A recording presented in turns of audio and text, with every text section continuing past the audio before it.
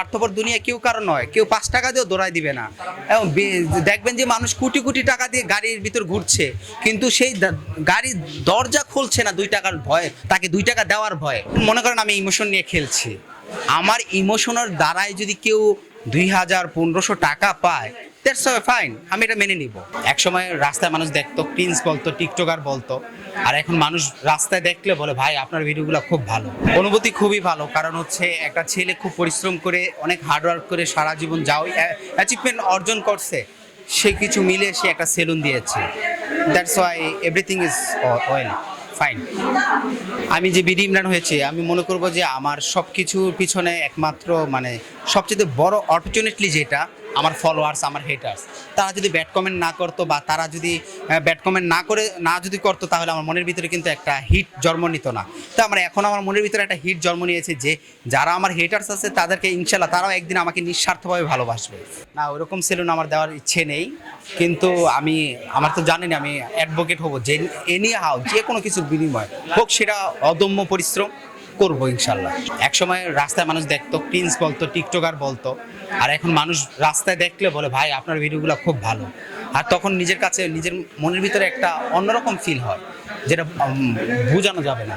মানুষকে সহযোগিতা করছি, একসময় এটা আমার নর্মালি একটা ভিডিও ছিল, বাট এখন এটা আমার কাছে পেশা নয়, এটা আমার একটা নেশা হয়ে গেছে। মনে করেন আমি ইমোশন নিয়ে খেলছি, আমার ইমোশনের দ্বারাই যদি কেউ 2000-1500 টাকা পায়, দ্যাটস ফাইন, আমি এটা মেনে নিব।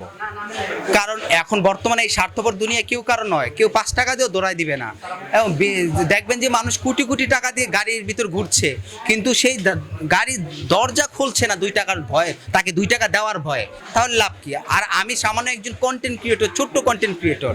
এই কন্টেন্ট ক্রিয়েটর হওয়ার পর যদি ওইখান থেকে ইনকামকৃত টাকা দিয়ে আমি তাদেরকে দিতে পারি, আর এর বিনিময়ে যদি আমাকে পদবি দেওয়া হয়, আমি ইমোশন নিয়ে খেলি, দ্যাটস ফাইন। কারণ হচ্ছে কেউ মেনে নিতে পারে না যে একজন টিকটকার কেন এত বড় একটা ফ্যান পেজ তৈরি করলো, এত হিউজ পরিমাণে ভিউজ আসবে। আমার হেটার্সরা কখনো এটা মানতে পারে না, যার কারণে এরকম কমেন্টগুলো করে।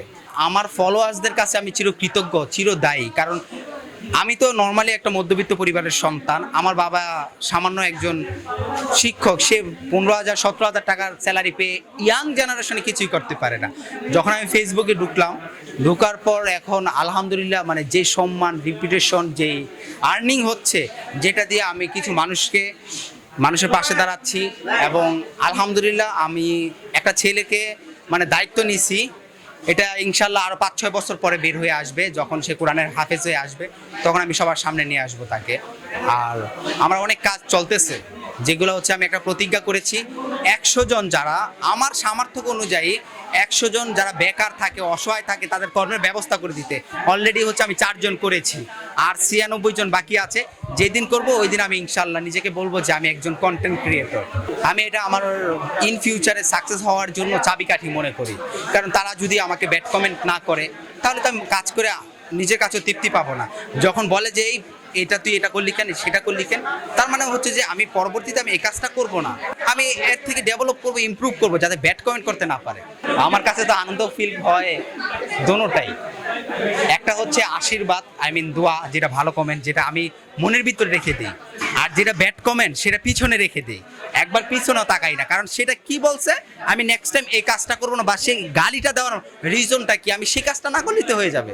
আল্লাহর কাছে দিন শেষে একটা কথাই বলবো, আল্লাহ আমাকে আগের তুলনায় অনেক সম্মান দিয়েছে, রেপুটেশন দিয়েছে, যেটা আমি সবার কাছে কৃতজ্ঞ, চিরকৃতজ্ঞ।